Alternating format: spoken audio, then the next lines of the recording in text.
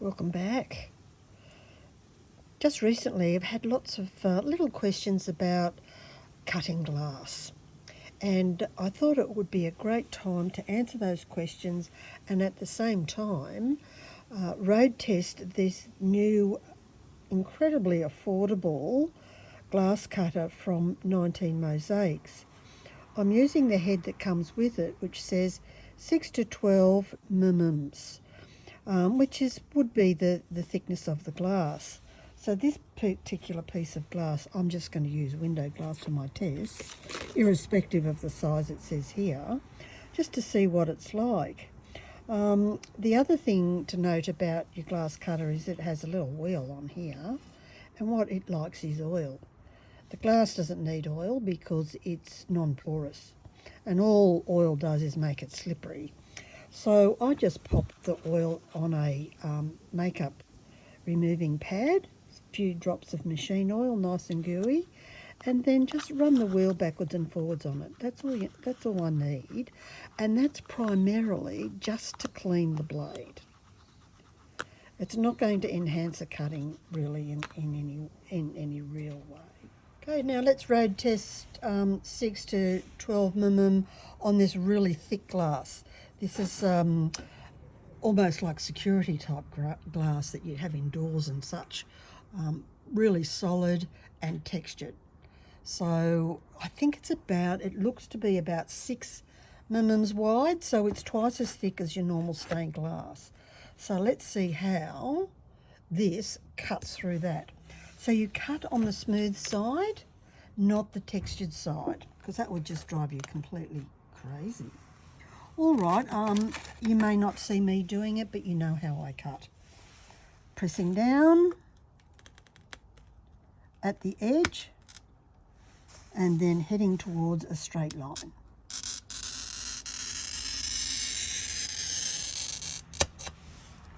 Now let's see if I need running pliers for this, or I can just do the pencil trick. Let's try a smaller bit of gadgetry. I'll show you the edge, how to do it on the edge. So I've lined up the score line with the edge of my board, which is 12 mm, so there's a gap. And now I'm going to just press. I've not done glass this thick before, so this is a new experience for both of us. So I'm pressing. Nope, that's not going to work. Remembering it's very thick glass. So let's try it with just the pencil.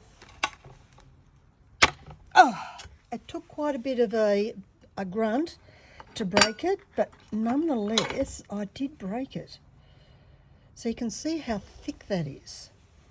And look at the beautiful cut. Can we use these big scorers on our Bunnings tiles? Let's give that a whirl and see if it helps us to score that and what goes on with a thicker one. I've done it with the little green monster and it works a treat. Oops. It's getting it on the edge because they're rounded. Now I've got it. So hopefully, ignore my wobble. It's made a lovely score. The other thing that it's done here with this score, as opposed to my other glass scorer, is it pops off the breakage of the finish here. So this is interesting that it hasn't done that. Now I will get something to help me break that, because I can't break that with my hands or anything else. It does not behave like glass. How to set up your running pliers. It's not just pick it up and squeeze away. And what on earth is this screw for?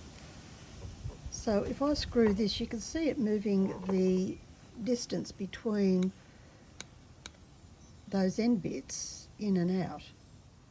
So what you do, bringing them together so I can actually get this in there, and then hold the item with your pliers and screw it down so the screw touches here. So that gives you your thickness. Then you take this out and back it off a half turn. So that gives you the ability to break this way, because you can see it's got a frowny face, breaks it. Happy face doesn't. So lots of people in South American countries use this on their tiles quite easily. These tiles are much tougher. So I've lined it up with the line here, and now I'm going to squeeze and cross my fingers that my hands are working today. Almost.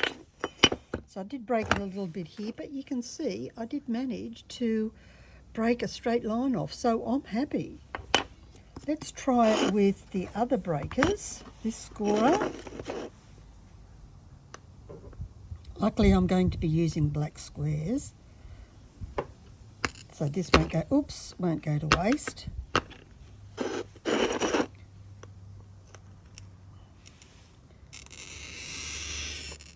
Okay, I've run the score line through there, and now I'm going to try the breakers with this one. So once again, you always line everything up with the score line and see how it goes. The running pliers are a 3 grunt. Let's see how many grunts for this one. Oh, just 1 grunt. That was pretty good. Now, if you don't have the strength to do that, then you would go to your little green monster breaker, which screws it and breaks it apart. So this 6 to 12 is working really fine here. We're going to test it out with the other ones as well.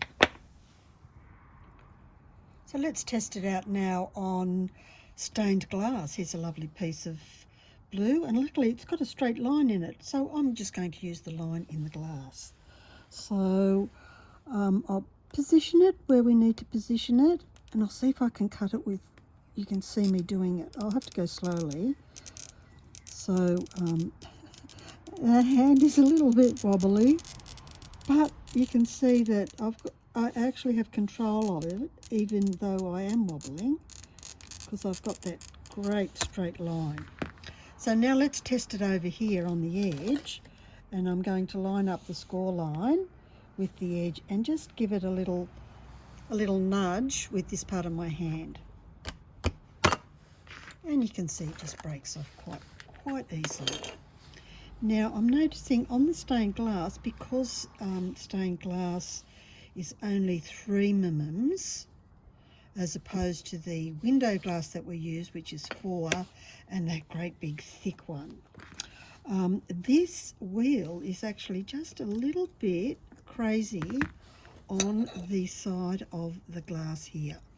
But given that you can rub it with your sanding block, it just takes it away. Or you go down the next size. So we'll test that out with the 3 mm, 2 to 3 or whatever that head was, and see if it's a better score line. And it might be that this 6 to 12 or anything bigger than that, no good for your stained glass, so you'd use the smaller head.